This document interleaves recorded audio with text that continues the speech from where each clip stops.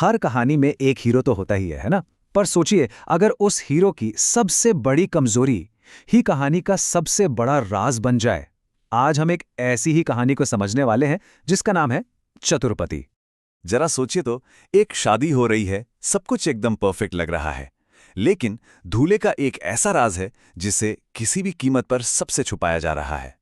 तो चलिए इस अनोखी और सच कहूं तो काफी मजेदार कहानी की एक एक परत को खोलते हैं। तो इस कहानी का हीरो है कुमार। वैसे नाम तो कुमार है, लेकिन सब उसे झोंका कहकर बुलाते थे। और क्यों?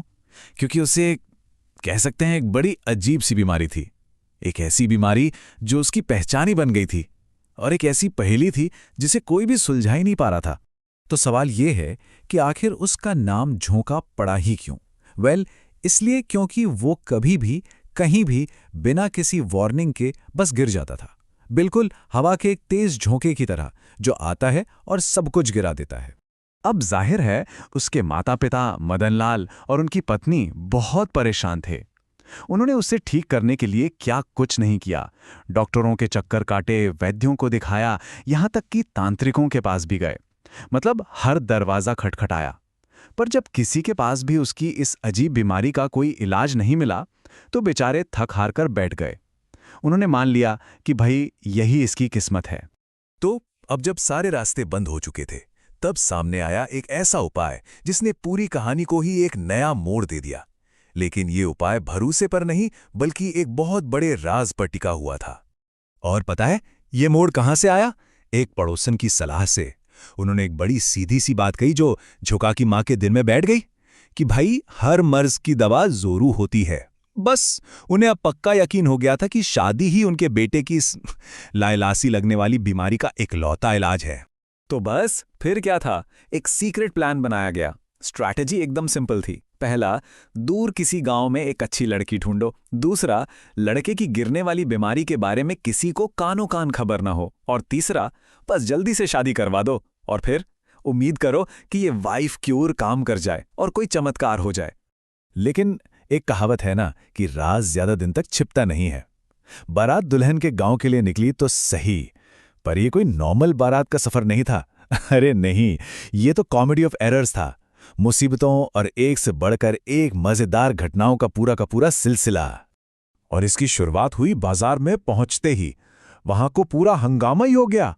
हुआ ये कि झोंका का पैर लड़खड़ाया और बस एक डोमिनो इफेक्ट शुरू हो गया। वो जाके टकराया एक दूध वाले से। दूध वाला अपनी साइकिल समेत जा गिरा सब्जी के ठेले पर। और देखते देखते सब कुछ तितर बितर। अब उस राज को छिपाना लगभग नामुमकिन सा लग रहा था। लेकिन रुकिए, पिक्चर अभी बाकी थी। मुसीबतें यहीं खत्म नहीं हुई। रास्ते में एक छोटा सा ब्रेक लिया गया और गेस व्हाट, झोंका सीधा कीचड़ में जा गिरा। अब सोचिए, दूल्हे के शादी के कपड़े और वो नोटों की माला, सब कुछ बर्बाद। परिवार के लिए ये एक और बहुत बड़ा सिरदर्द बन गया। तो अब इस मुसीबत का हल क्या निकाला गया? जो हल निकाला गया वो तो और भी मजेदार था।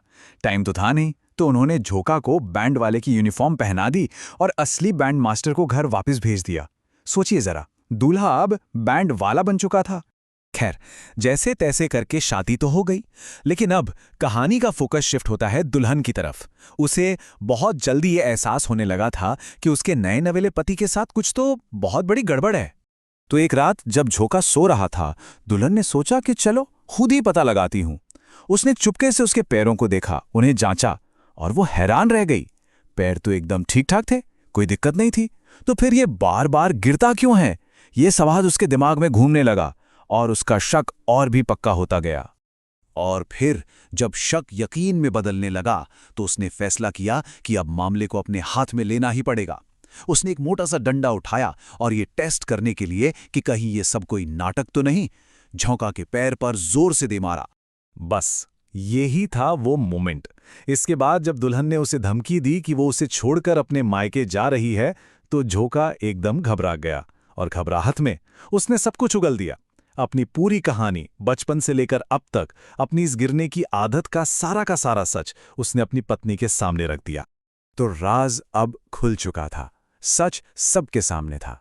लेकिन रुकिए, कहानी यहां खत्म नहीं होती। असल में यहां से तो कहानी एक नया और बहुत ही इंटरेस्टिंग मोड़ लेती है। और इसका पूरा क्रेडिट जाता है दुल्हन की समझदारी और चतुराई को। यहाँ पर हमें दो अप्रोच में जमीन आसमान का फर्क साफ साफ दिखता है। एक तरफ थे माता पिता जिन्होंने धोखे और झूठ का सहारा लेकर प्रॉब्लम को बस छिपाने की कोशिश की, और दूसरी तरफ थी पत्नी जिसने सच्चाई को एक्सेप्ट किया और प्रॉब्लम को छिपाने के बजाय उसे मैनेज करने का एक प्रैक्टिकल रास्ता निकाला। उसने अपनी कुछ शर्तें रखीं जो इस रिश्ते की एक नई फाउंडेशन बनी।